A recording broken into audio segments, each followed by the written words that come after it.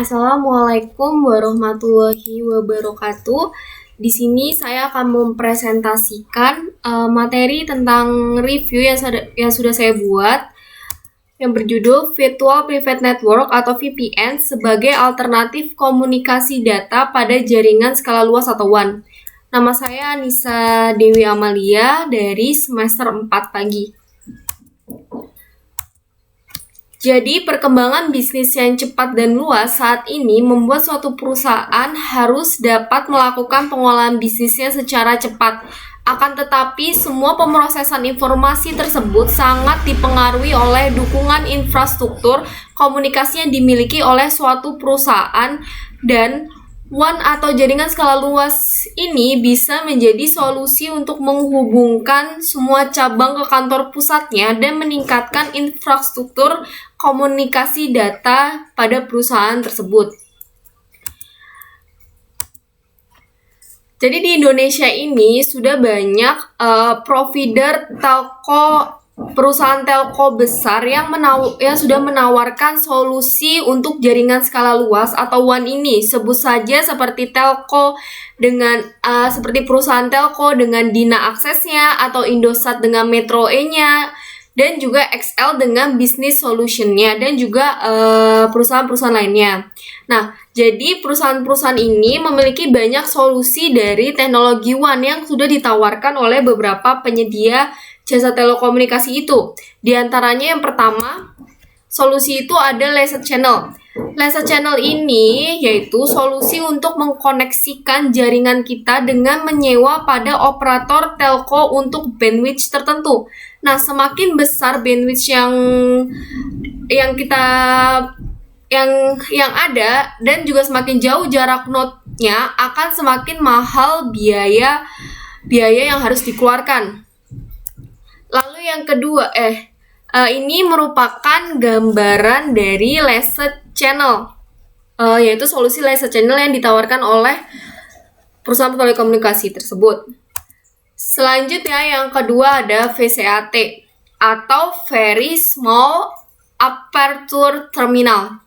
Nah, VCAT ini adalah komunikasi yang menggunakan media satelit di luar muka bumi sebagai transmitter dan receiver-nya dari tempat yang berada di permukaan bumi ke tempat lain. Nah, VCAT ini biasanya solusi yang sering digunakan oleh perusahaan minyak lepas pantai atau kehutanan yang jauh di hutan sana. Lalu selanjutnya ada DSL. DSL ini sering menjadi solusi telco untuk menghubungkan ke end user. Ada banyak varian dari DSL yang sering disebut. Ada ADSL, SDSL, VDSL, dan juga lain-lainnya. Lalu selanjutnya yang keempat ada frame relay. Frame relay ini adalah solusi yang dapat menangani error dan penyelamatan di jaringan. Namun frame relay ini sangat rentan terhadap gangguan pengiriman paket data dan keterlambatan karena frame relay ini tidak dapat memilih paket yang lewat di jaringan.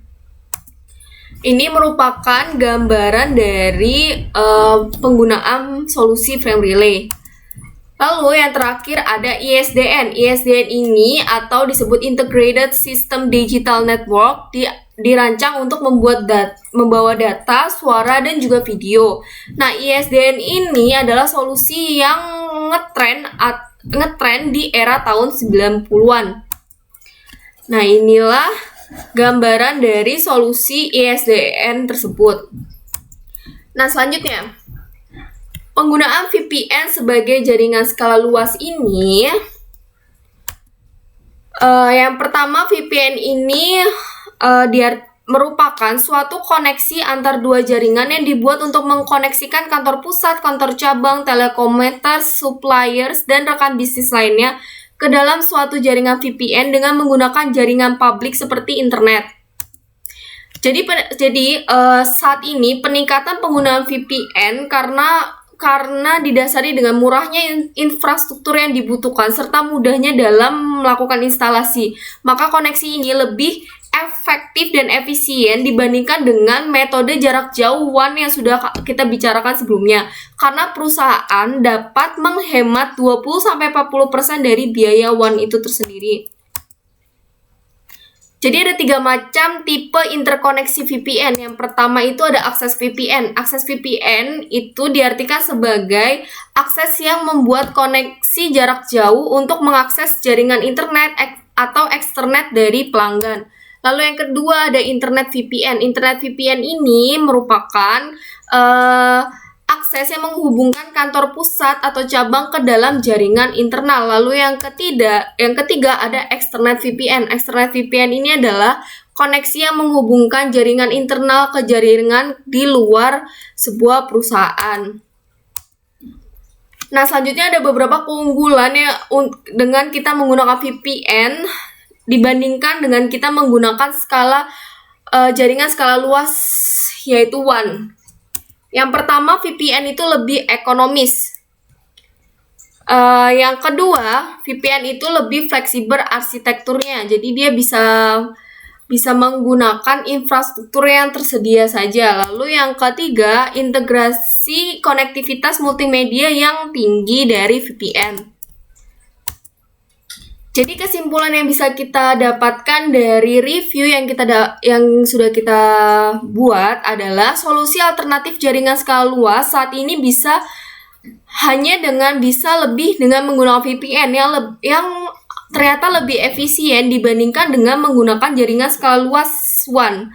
Karena pemilihan produk VPN yang tepat akan membuat jaringan dapat digunakan dengan maksimal, dengan tidak menyebabkan terjadinya penurunan kinerja dari perusahaan yang berarti dan membantu mencapai sasaran dari perusahaan tersebut. Sekian presentasi dari saya. Kurang lebihnya mohon maaf. Wassalamualaikum warahmatullahi wabarakatuh.